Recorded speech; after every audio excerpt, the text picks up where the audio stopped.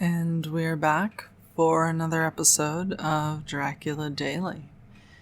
June 30th. Somebody's got an incredible skincare regimen.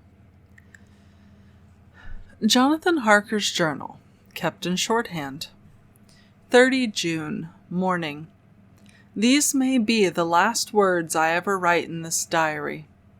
I slept till just before the dawn, and when I woke, threw myself on my knees, for I determined that if death came, he should find me ready.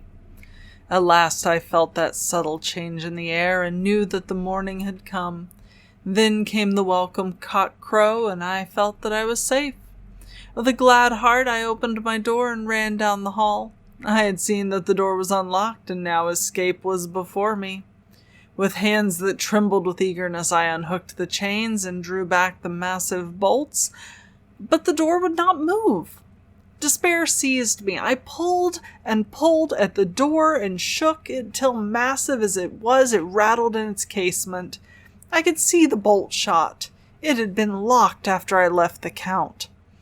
Then a wild desire took me to obtain that key at any risk, and I determined then and there to scale the wall again and gain the Count's room. He might kill me, but death now seemed the happier choice of evils. Without a pause I rushed up to the east window and scrambled down the wall, as before, into the Count's room. It was empty, but that was as I expected.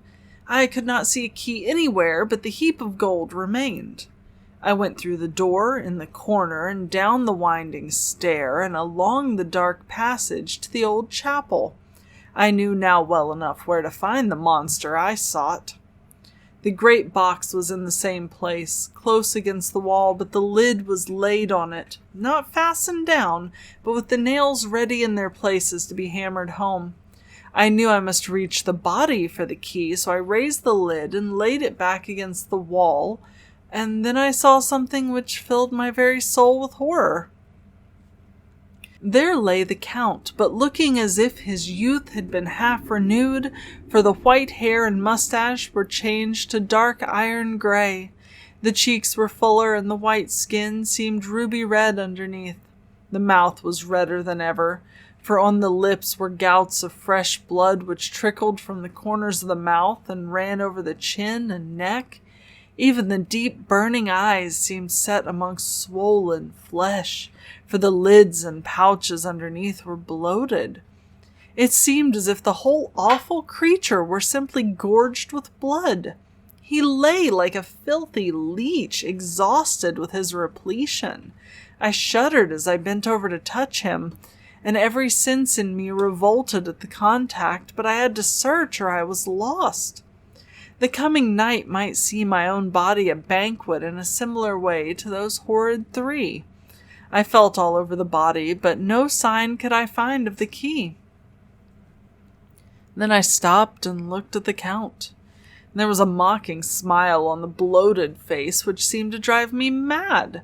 This was the being I was helping to transfer to London, where perhaps for centuries to come he might, amongst its teeming millions, satiate his lust for blood and create a new and ever-widening circle of semi-demons to batten on the helpless.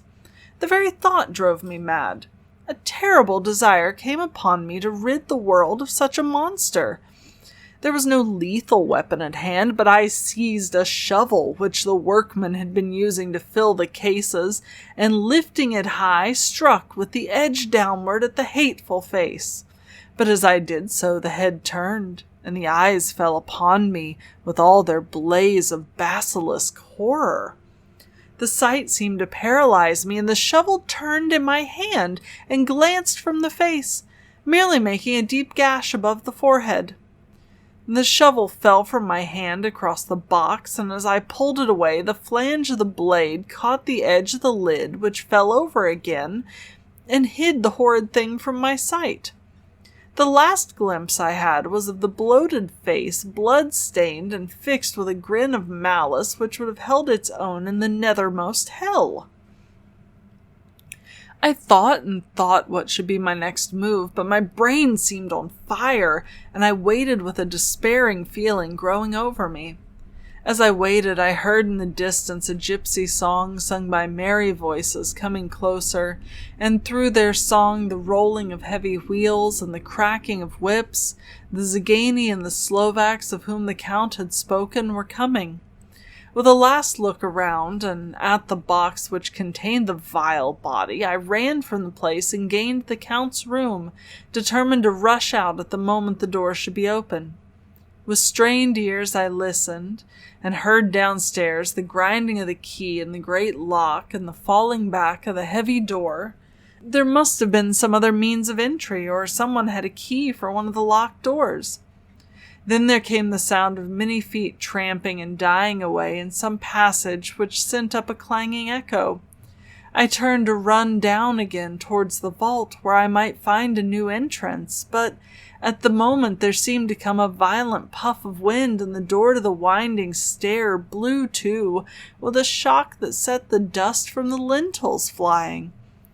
When I ran to push it open, I found that it was hopelessly fast. I was again a prisoner, and the net of doom was closing round me more closely. As I write, there is in the passage below a sound of many tramping feet and the crash of weights being set down heavily, doubtless the boxes with their freight of earth. There is a sound of hammering. It is the box being nailed down. Now I can hear the heavy feet tramping again along the hall, with many other idle feet coming behind them. The door is shut and the chains rattle. There's a grinding of the key in the lock. I can hear the key withdraw, and then another door opens and shuts. I hear the creaking of lock and bolt. Hark! In the courtyard and down the rocky way, the roll of heavy wheels, the crack of whips, and the chorus of the Zagani as they pass into the distance. I am alone in the castle with those awful women. Faugh! Mina is a woman, and there's naught in common. They are devils of the pit. I shall not remain alone with them. I shall try to scale the castle wall farther than I have yet attempted. I shall take some of the gold with me, lest I want it later. I may find a way from this dreadful place. And then away for home, away to the quickest and nearest train, away from this cursed spot, from this cursed land, where the devil and his children still walk with earthly feet. At least God's mercy is better than that of these monsters, and the precipice is steep and high. At its foot a man may sleep as a man. Goodbye, all. Mina. Wow. And there came Jonathan with the shovel in a completely unexpected move. I did not think he had the intestinal fortitude for such an act. But the Count is on his way to England. Jonathan is desperately trying to find somewhere else to go, and I'm very curious how it's all going to play out. If you too would like to keep up with these as they come out, hit subscribe, hit the little bell so you get notified, and I will be back to you when another one of these comes to me. In the meantime, be good to yourselves, and be good to each other. I'll talk to you later.